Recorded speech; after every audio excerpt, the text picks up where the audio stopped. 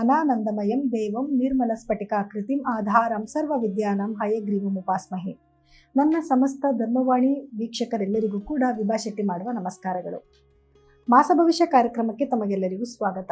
ಈ ತಿಂಗಳು ಅಂದರೆ ಆಗಸ್ಟ್ ತಿಂಗಳ ಗ್ರಹಗಳ ಆಧಾರದ ಮೇಲೆ ಏನೆಲ್ಲ ದ್ವಾದಶ ರಾಶಿಗಳ ಮೇಲೆ ಪ್ರಭಾವ ಬೀರುತ್ತೆ ಅನ್ನೋದನ್ನು ನೋಡೋಣ ಬನ್ನಿ.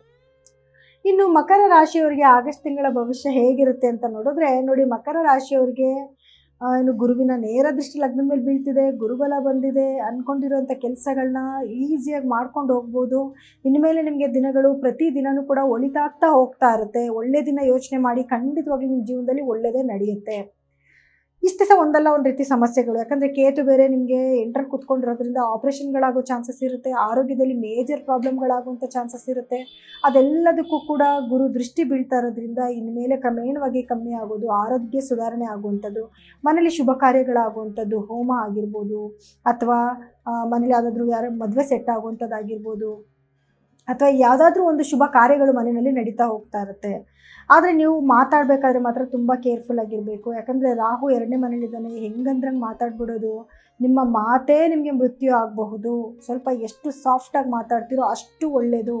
ನಿಮಗೆ ಏನಾದರೂ ಒಳ್ಳೆಯದನ್ನೇ ಹೇಳಬೇಕು ಅಂತ ಹೇಳ್ತೀರಾ, ಆದರೆ ನೀವು ನಿಮ್ಮ ಟೋನ್ ಹೆಂಗಾಗುತ್ತೆ, ರ್ಯಾಶಾಗಿ ಮಾತಾಡ್ಬಿಡೋದ್ರಿಂದ ಏನಾಗುತ್ತೆ, ನೀವು ಒಳ್ಳೇದು ಹೇಳ್ತಾ ಇದ್ರೂ ಕೂಡ ಅದು ಕೆಟ್ಟದಾಗಿ ಕೇಳಿಸುತ್ತೆ ಬೇರೆಯವರಿಗೆ, ಅದು ಕೂಡ ಸಮಸ್ಯೆ ಆಗಬಹುದು. ಸ್ವಲ್ಪ ಕೇರ್ಫುಲ್ಲಾಗಿರಿ. ಇನ್ನು ನಿಮಗೆ ಶನಿ 3ನೇ ಮನೇಲಿ ಕುತ್ಕೊಂಡಿದ್ದಾನೆ, ಗುರುವಿನ ದೃಷ್ಟಿನೂ ಕೂಡ 3ನೇ ಮನೆ ಮೇಲೆ ಬೀಳ್ತಿದೆ, ನಿಮ್ಮ ರಾಶಾಧಿಪತಿನೇ ಏನು ಶನಿ ಆಗಿರ್ತಾನೆ. ಸೊ ಹಾಗಾಗಿ ಏನಾಗುತ್ತೆ, ಗುರು ದೃಷ್ಟಿ ಅನ್ನೋದು ನಿಮ್ಮ ಲಗ್ನದ ಮೇಲೂ ರಾಶಾಧಿಪತಿ ಮೇಲೂ ಬೀಳ್ತಾ ಇರೋದ್ರಿಂದ ಏನು ನಿಮಗೆ ಅನುಕೂಲಗಳೇನು ಜಾಸ್ತಿ ಆಗುತ್ತೆ, ಗುರುವಿನ ಅನುಗ್ರಹ ತುಂಬ ಜಾಸ್ತಿ ಆಗುತ್ತೆ ನಿಮಗೆ. ಇದೆಲ್ಲನೂ ಕೂಡ ಒಂದು ಪುಣ್ಯದ ಸಮಯ ಅಂತ ಹೇಳ್ಬೋದು. ಆದರೆ ಕುಜ 6ನೇ ಮೇಲೆ ಕೂತ್ಕೊಂಡಿರೋದ್ರಿಂದ ಗಾಡಿ ಅಂದರೆ 4 ವೀಲರ್ ಆಗಿರ್ಬೋದು, 2 ವೀಲರ್ ಆಗಿರ್ಬೋದು, ಓಡಿಸ್ತಾ ಇದ್ದರೆ ಕೇರ್ಫುಲ್ಲಾಗಿರಿ, ಏನಾದರೂ ಏಟ್ ಮಾಡ್ಕೊಳ್ಳೋ ಚಾನ್ಸಸ್ ಇರುತ್ತೆ. ಜೊತೆಗೆ ಆ ಥರದ ನಿರ್ಧಾರಗಳನ್ನ ತೊಗೊಳಕ್ಕೆ ಹೋಗಬೇಡಿ. ಮತ್ತು ಸಾಲಗಳಾಗುವಂಥ ಸಂಭವ ಕೂಡ ಇರುತ್ತೆ. ಜೊತೆಗೆ ಜಗಳಗಳಾಗೋದು, ಈ ದುಶ್ಮನ್ಗಳಂದರೆ ನಿಮ್ಮ ಶತ್ರುಗಳು ಜಾಸ್ತಿ ಆಗ್ತಾರೆ, ಅವ್ರ ಜೊತೆ ಜಗಳಗಳಾಗೋದು, ಅಥವಾ ಅವ್ರನ್ನ ನೆನಪಿಸ್ಕೊಂಡು ನಿಮ್ಮ ಮನಸ್ಥಿತಿ ಹಾಳಾಗುವಂಥದ್ದು, ಇದು ಸಾಧ್ಯತೆಗಳಿರುತ್ತೆ.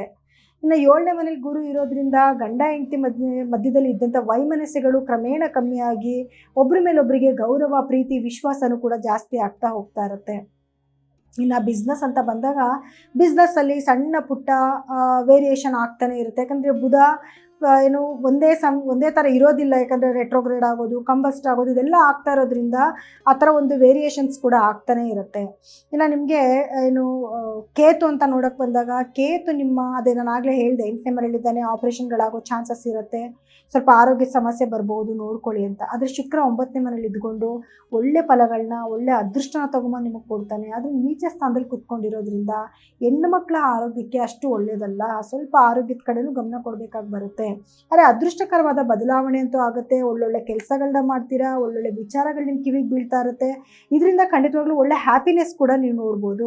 ಇನ್ನು ನಿಮಗೆ ಗುರು ದೃಷ್ಟಿ ಬಂದು ನಿಮ್ಮ 11ನೇ ಮನೆಗೂ ಬೀಳ್ತಾ ಇರೋದ್ರಿಂದ ಅನುಕೂಲಕರವಾಗಿ ನೀವೇನೇ ಕೆಲಸಕ್ಕೆ ನ್ಯೂ ಸ್ಟಾರ್ಟಪ್ ಏನೇ ಮಾಡಿದ್ರೂ ಕೂಡ ಅದರಲ್ಲಿ ಎಲ್ಲನೂ ಕೂಡ ನೀವು ಸಕ್ಸಸ್ ನೋಡ್ಬೋದು. ಯಾವುದೇ ರೀತಿಯಾದ ಅನುಮಾನ ಅನ್ನೋದೇ ಬೇಡ.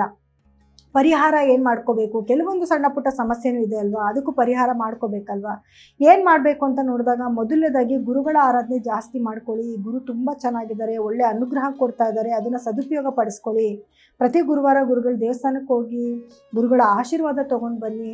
ಹಾಗೆ ಪ್ರತಿ ಶನಿವಾರದ ದಿವಸ ನಿರ್ಗತಿಕರಿಗೆ ಸಹಾಯ ಮಾಡಿ. ನಿಮ್ಮ ರಾಶಾಧಿಪತಿ ಶನಿ ಅಲ್ವಾ, ಸೂರ್ಯಾಸ್ತದ ನಂತರ ನೀವು ಒಂಚೂರು ಯಾರಿಗಾದ್ರೂ ಬಡವರಿಗೆ ದಾನ ಧರ್ಮ ಮಾಡೋದ್ರಿಂದ ಇನ್ನಷ್ಟು ಉತ್ತಮವಾದ ಫಲಗಳನ್ನ ನೀವು ನಿರೀಕ್ಷೆ ಮಾಡ್ಬೋದು.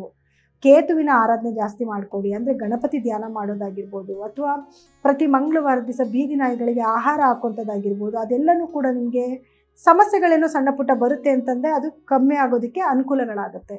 ನೋಡಿ, ಇಲ್ಲಿವರೆಗೂ ಹೇಳಿರುವಂತಹ ಫಲಗಳು ನಿಮ್ಮ ದ್ವಾದಶ ರಾಶಿಗಳು ಗ್ರಹಗಳ ಒಂದು ಸ್ಥಾನಮಾನದ ಆಧಾರದ ಮೇಲೆ ನಾವು ಹೇಳಿದ್ದೀವಿ. ಆದರೆ ನಿಮ್ಮ ವೈಯಕ್ತಿಕ ಜಾತಕನ ಪರೀಕ್ಷೆ ಮಾಡಿಸ್ಕೊಳ್ಳೋದು ಬಹಳ ಬಹಳ ಮುಖ್ಯ ಆಗಿರುತ್ತೆ. ಯಾಕೆ ಅಂತಂದರೆ ಅದರಲ್ಲಿರುವಂತಹ ಗ್ರಹಗಳ ಸ್ಥಾನಮಾನ ಆಗಿರ್ಬೋದು, ನಿಮಗೆ ನಡೀತಿರುವಂತಹ ದಶಾಭುಕ್ತಿ ಆಗಿರ್ಬೋದು, ಇದರಲ್ಲಿ ಏನಾದರೂ ವ್ಯತ್ಯಾಸ ಇದ್ದಾಗ, ದುಸ್ಥಾನಾಧಿಪತಿಗಳ ಒಂದು ದಶಾಭುಕ್ತಿ ನಡೀತಿದ್ರೆ, ಫಲಗಳಲ್ಲಿ ವ್ಯತ್ಯಾಸ ಆಗುತ್ತೆ. ಅದಕ್ಕೆ ತಕ್ಕ ಪರಿಹಾರಗಳನ್ನ ನೀವು ಮಾಡ್ಕೊಬೇಕಾಗಿ ಬರುತ್ತೆ. ಸೊ ಹಾಗಾಗಿ ನಿಮ್ಮ ದಶಾಭುಕ್ತಿನ ಹೇಗೆ ನಡೀತಿದೆ, ಅದಕ್ಕೆ ತಕ್ಕ ಪರಿಹಾರಗಳೇನು ಮಾಡ್ಕೋಬೇಕು ಅನ್ನೋದನ್ನು ಖಂಡಿತವಾಗ್ಲೂ ನೀವು ತಿಳ್ಕೊಬೋದು. ನಿಮಗೇನಾದರೂ ನಮ್ಮ ಹತ್ರ ನಿಮ್ಮ ಜಾತಕಗಳನ್ನ ಪರೀಕ್ಷೆ ಮಾಡಿಸ್ಕೊಬೇಕು ಅನ್ನೋದಿತ್ತು ಅಂದರೆ ಸ್ಕ್ರೋಲ್ ಆಗ್ತಿರೋಂಥ ನಮ್ಮ ನಂಬರ್ಗೆ ಕರೆ ಮಾಡಿ ನಿಮ್ಮ ವೈಯಕ್ತಿಕ ಜಾತಕನ ಪರೀಕ್ಷೆ ಮಾಡಿಸ್ಕೋಬೋದು. ಜೊತೆಗೆ ನೇರವಾಗಿ ಕೂಡ ನೀವು ಭೇಟಿ ಮಾಡ್ಬೋದು. ಸೊ ಎಲ್ಲರಿಗೂ ಕೂಡ ನನ್ನ ಧನ್ಯವಾದಗಳು.